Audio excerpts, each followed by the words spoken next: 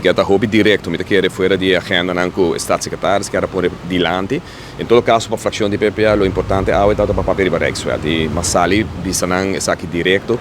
Me lamenta que a trobe bota mira postura de diferentes frações, de caso que fração de futuro, fração de AVP, nenhum pergunta para Rijkswet, não que papia mestre para Rijkswet, como se fosse que Panang e acaba que aqui um don deal, guardando a que hora está chega ao parlamento para votar for. Sendo que o Bopora mira, que é forma que nós conversar, que staatssecretários, agora o colega de Vrede, de 4 staatssecretários que acabam nos atender a tópico aqui.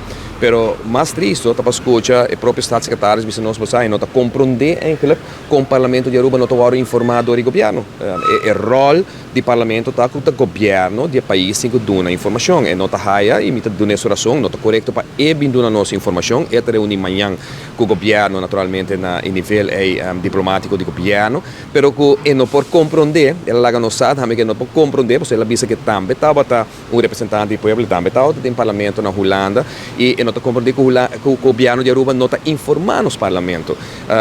Outra coisa que nós estamos discutindo, também com Neta, é que é impossível que governo e ela secundar essa aqui para ela atende lo normal tem caso na que o parlamento de Aruba está dando indicação na seu governo fora Aruba está para a autonomia de país que é fator mais importante de discussão no momento aqui normalmente o parlamento está dando indicação na seu governo de que direção Rijkswet em que vai. O senhor vai pedir Rijkswet, vai pedir lei que não somente para o país, mas é relação dentro do reino.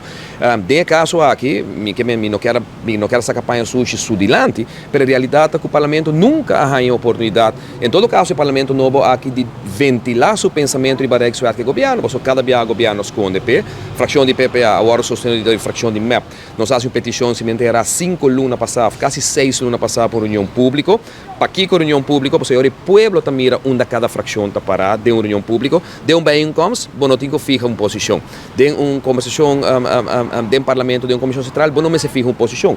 Então, de uma reunião pública, cada fração se vai decidir e para e visa onde não está parada para o que trata de Rijkswet aqui. Mas, ponto, se ainda é data de outubro, está mesa, caminho com maneira nos tursa, Rijkswet aqui se vai apresentar na governo de reino, de caso que na ministra de reino, e não quero contestar, me dá que não experto não, consejero não, de staatssecretários aqui da maneira dobla, não pode contestar, nós não amanhã não também para pensar aqui com o governo, com o ministro-presidente, que a trobe não está queda em limbo, e maneira gente a comunidade aqui está, gente o povo aqui está em limbo, para sobre não tem informação também para o parlamento, então em vez de